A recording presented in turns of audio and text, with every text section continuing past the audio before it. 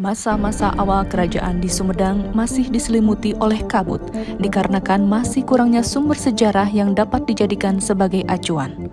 Penelusuran sejarah Sumedang era kerajaan lebih banyak dilakukan melalui studi literatur yang didapatkan dari beberapa sumber tradisional seperti babad dan wawacan, serta studi berdasarkan informasi lisan yang didapatkan dari masyarakat secara turun-temurun yang masih banyak mencampur adukan sejarah dengan mitos yang ada di masyarakat.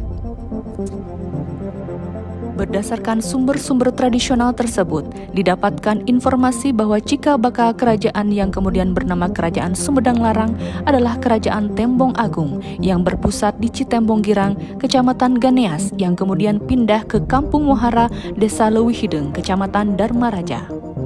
Kerajaan Tembong Agung dipimpin oleh Prabu Guru Aji Putih, putra dari Prabu Komara atau Prabu Maharaja Adimulya atau Panji Pamekas, cucu dari Wretikan Dayun penguasa Galuh.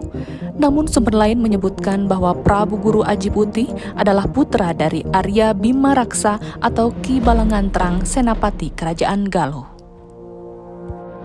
Prabu Guru Aji Putih ini adalah saudara dari Ratu Permana yang kemudian menurunkan Raja-Raja Galuh.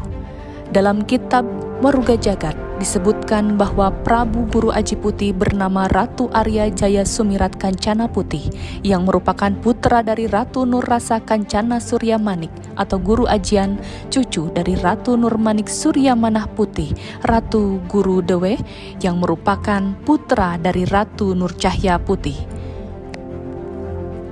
Menurut kitab ini, Prabu Guru Aji Putih merupakan keturunan dari Ratu Nur Kancana Sumirat. Prabu Guru Aji Putih dimakamkan di Cipaku, Kecamatan Dharmaraja, yang saat ini makamnya telah terendam genangan bendungan Jati Gede. Secara garis besar, sejarah awal Sumedang masih banyak diwarnai oleh mitos-mitos yang didapatkan dari tradisi lisan dan kepercayaan masyarakat. Mengenai tahun pasti berdirinya Kerajaan Tembong Agung dan Kerajaan Sumedang Larang pun hingga detik ini belum diketahui secara pasti dan menjadi patokan dalam penulisan sejarah Sumedang, sehingga dapat dimaklumi apabila dalam beberapa sumber referensi pun menuliskan tahun yang berbeda satu sama lainnya sesuai dengan versi yang diambilnya.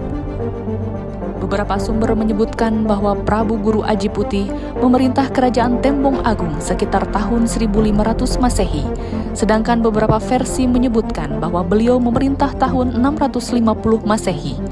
Kerajaan Tembong Agung dalam perjalanan sejarahnya berubah menjadi Kerajaan Sumedang Larang.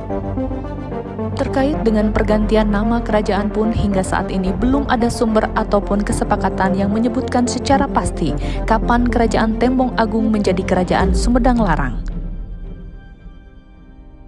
Kebanyakan sumber yang beredar menyebutkan bahwa Kerajaan Tembong Agung berubah nama menjadi Sumedang Larang adalah ketika pemerintahan Batara Tungtang Buana atau Prabu Tajimalela. Beberapa sumber lainnya bahkan menyebutkan bahwa setelah Kerajaan Tembong Agung pindah ke Kampung Muhara, Desa Leuwih Hideung, Kecamatan Dharmaraja, Prabu Tajimalela mendirikan kerajaan bernama Hibar Buana di bekas Kerajaan Tembong Agung tersebut. Baru ketika Prabu Tajimalela menekuni ilmu 33 pasal yang dinamai ilmu Kasumedangan, nama negaranya diubah menjadi Kerajaan Sumedang Larang.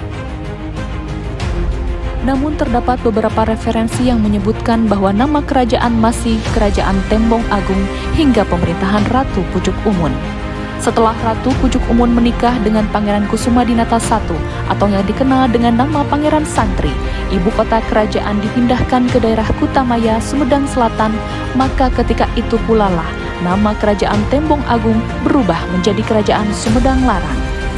Jika demikian adanya, maka menurut referensi ini yang menjadi Raja Sumedang Larang pertama adalah Pangeran Kusumadinata I atau Pangeran Santri yang menjadi cikal bakal atau tutunggul para penguasa atau Pangeran Sumedang berikutnya.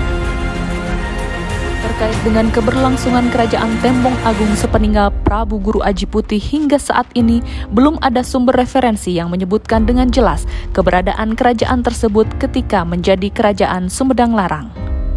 Pendapat yang menyatakan kemungkinan bahwa Kerajaan Tembong Agung pada masa itu masih ada dan di tempat lain berdirilah Kerajaan Sumedang Larang ini berangkat dari sumber yang menyebutkan bahwa setelah Prabu Tajimalela memerintahkan putranya yang bernama Prabu Gajah Agung untuk mencari ibu kota kerajaan yang baru. Prabu Lembu Agung tetap bertahta sebagai Raja Tembong Agung di Dharmaraja. Prabu Lembu Agung yang dikenal pula dengan nama Prabu Lembu Peteng Aji memerintah dalam waktu yang cukup singkat, kemudian digantikan oleh putranya Batara Ayah sebagai Raja Kerajaan Tembong Agung berikutnya. Sedangkan di tempat lain, Prabu Gajah Agung mendirikan Kerajaan Sumedang Larang yang berpusat di Ciguling sehingga dikenal dengan nama Prabu Pagulingan. Penjelasan lebih rinci tentang dugaan ini akan dibahas pada pembahasan mengenai Prabu Lembu Agung dan Prabu Gajah Agung.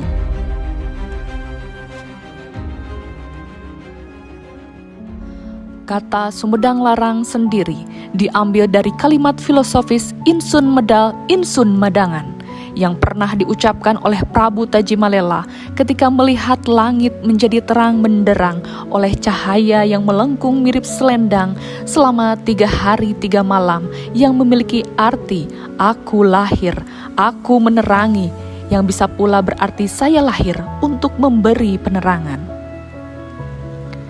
Namun Profesor Anwas Adiwilaga menyebutkan bahwa secara etimologi kata Sumedang berasal dari kata su yang berarti bagus dan medang yang berarti sejenis kayu yang bagus pada jati, yakni huru yang banyak tumbuh di Sumedang dulu. Sedangkan istilah Sumedang Larang secara etimologi berasal dari kata su yang artinya bagus, medang luas, dan larang artinya jarang bandingannya. Sehingga Sumedang Larang berarti tanah luas bagus yang jarang bandingannya. Pendapat seperti itu memang bisa dipertahankan sebaliknya bila nama Sumedang Larang dianggap nama asli akan sulit untuk dibela. Mengapa perkataan larang menjadi hilang? Keterangan tentang nama ini perlu diteliti oleh naskah-naskah kuno yang menyangkut nama Sumedang. Sebagaimana diungkapkan oleh salah satu sumber tertulis yang mengulas mengenai sejarah Sumedang.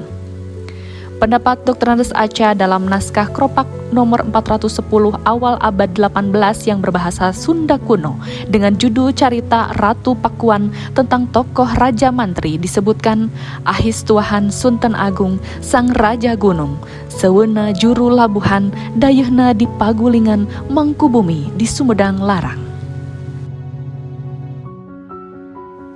Ratu istri Raja Mantri adalah salah seorang istri Ratu Pakuan. Dalam cerita tradisional Sumedang, ia adalah istri Prabu Siliwangi atau Prabu Linggahyang atau Linggawastu yang merupakan keturunan Sumedang Larang.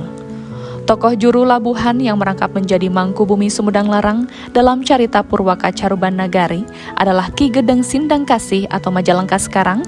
Naskah tersebut disalin oleh Pangeran Arya Cirebon dalam tahun 1720 Masehi dari naskah Kertabumi.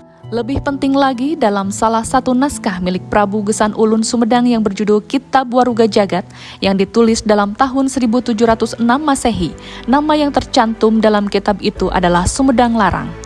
Kemudian dalam naskah yang sejaman yaitu Masalah Pancakaki Karuhun Kabeh, nama yang digunakan juga Sumedang Larang. Maka cukup jelas bahwa nama Sumedang yang sesungguhnya ialah Sumedang Larang. Kemudian untuk mudahnya orang hanya menyebut Sumedang saja. Seperti halnya nama Ngayogyakarta Hadiningrat hanya disebut Yogyakarta atau Yogya saja, dan Pakuan Pajajaran sering disebut Pakuan atau Pajajaran saja. Dalam prasasti Lembaga Kebantenan atau Bekasi yang dibuat pada masa pemerintahan Sri Baduga, digunakan nama Pakuan Pajajaran, Pakuan tanpa Pajajaran, dan Pajajaran tanpa Pakuan. Dalam keropak-keropak Sunda kuno lebih banyak digunakan nama Pakuan. Pendapat Dr. Andes Saleh dan Nasasmita, perkataan Insun Medal sebagai nama asal Sumedang adalah penafsiran para ahli mistik yang kemudian berasal dari konsepsi agama Buddha. Menurut kepercayaan kaum Buddhis, pada saat Siddhartha dilahirkan oleh ibunya di Taman Lumbini, ia langsung melangkahkan kaki di atas bunga teratai dan berkata, "Inilah kelahiranku yang terakhir." Dalam mistik kejawen, kalimat itu kemudian diartikan sebagai penjelmaan pribadi manusia sebagai parusa. Dalam hal ini, tidak boleh dilupakan bahwa kata Insun Medal bukanlah kata Sunda, melainkan kata Jawa, sebab kata Sunda kuno untuk aku adalah aing atau kami. Pendapat Dr. Andes Sidi Ibrahim Buhari, nama Insun Medal itu berasal dari bahasa Arab, yakni Insun bahasa Arab, insan, manusia, dan Medal dari Madinah yang berarti kota. Jadi Insun Medal harus diartikan secara kiasan tidak menurut arti yang sebenarnya, yang artinya kira-kira kota manusia yang pertama di Pasundan. Adapun perubahan kata-kata sedikit itu pun telah disesuaikan dengan bahasa Sunda. Dengan demikian, kota Sumedang dianggap kota pertama setelah Islam masuk Pasundan, sedangkan kata sebelumnya dianggap kota yang lahir di zaman Hindu-Buddha. Pengaruh kebudayaan Mataram sangat kuat tertanam di kalangan para bangsawan Sumedang. Karena kedudukannya sebagai wakil Mataram di Priangan dalam abad ke-17, secara historis dan filosofis, nama Sumedang Larang inti namanya adalah Medang, yang dalam sejarah menunjukkan salah satu pusat pemerintahan zaman dahulu. Nama Medang terdapat baik di Priangan Timur maupun di Jawa Tengah. Mungkin nama Medang itu diambil dari nama tumbuhan, tapi mungkin pula secara etimologis dimaksudkan secara meluas yang dalam bahasa Sunda sekarang dapat diartikan jembar, sedangkan akar kata dang dengan arti seperti itu terdapat dalam kata-kata pedang, padang, widang, ladang. Kehususannya adalah memakai kata su yang berarti indah atau baik, sedangkan kata larang berarti mahal atau jarang yang dalam arti tandingannya. Maka kesimpulan sementara yang didapatkan dari pendapat-pendapat tersebut sesuai dengan sumber-sumber yang ada, perlu disadari bahwa nama Sumedang adalah penyingkatan maksud dari kata Sumedang Larang. Dalam sejarahnya, Islam mengalami perkembangan yang cukup besar di Sumedang saat Ratu Pucuk Umun, penguasa Sumedang Larang, menikah dengan Pangeran Kusumadinata I atau yang lebih dikenal dengan nama Pangeran Santri, di mana kemudian Pangeran Santri dinobatkan menjadi Raja Sumedang Larang pada tanggal 13 bagian genap bulan Asuji tahun 1452 Saka sekitar 21 Oktober 1530 Masehi, di mana beliau menjadi Raja Sumedang Larang pertama yang memeluk agama Islam. Sumedang mencapai masa kejayaannya dengan wilayah yang hampir seluas Provinsi Jawa Barat saat ini tatkala dinobatkannya Pangeran Angkawijaya yang bergelar Pangeran Kusumadinata II sebagai Raja Sumedang Larang menggantikan ayahnya Pangeran Santri atau Pangeran Kusumadinata I yang ditandai dengan penyerahan mahkota Binokasi Sang Hyang Pake dan Prabon yang merupakan pusaka kerajaan Pajajaran oleh 4 Kandagalante Pajajaran, yaitu Sang Hyang Hawu atau Mbah Jaya Perkosa, Batara Dipati Wiradijaya atau Nangganan, dan Sang Hyang Kondang Hapa dan Batara Pancar Buana atau Terong Peot pada 22 April 1578 di Keraton Kutamaya. Peristiwa tersebut sekaligus menandai bahwa Kerajaan Sumedang Larang merupakan pewaris dari Kerajaan Pajajaran yang berhak atas seluruh wilayah kekuasaan Pajajaran. Peristiwa 22 April 1578 ini kemudian ditetapkan dalam keputusan DPRD Sumedang nomor 1 /DPR/DPRD/SMD/1973 tertanggal 8 Oktober 1973 sebagai Hari Jadi Sumedang. Kerajaan Pajajaran berakhir akibat serangan Kesultanan Banten dan resmi jatuh sirna ing bumi pada tanggal 11 Sukla Paksa bulan Wesaka 1501 Sakakala atau tanggal 8 Mei 1579 Masehi. Pangeran Kusumadinata II setelah menjadi Nalendra atau penguasa Sumedang Larang dengan wilayah mencakup seluruh wilayah bekas kerajaan Pajajaran bergelar Prabu Gesan Ulun yang memiliki makna tempat berbakti.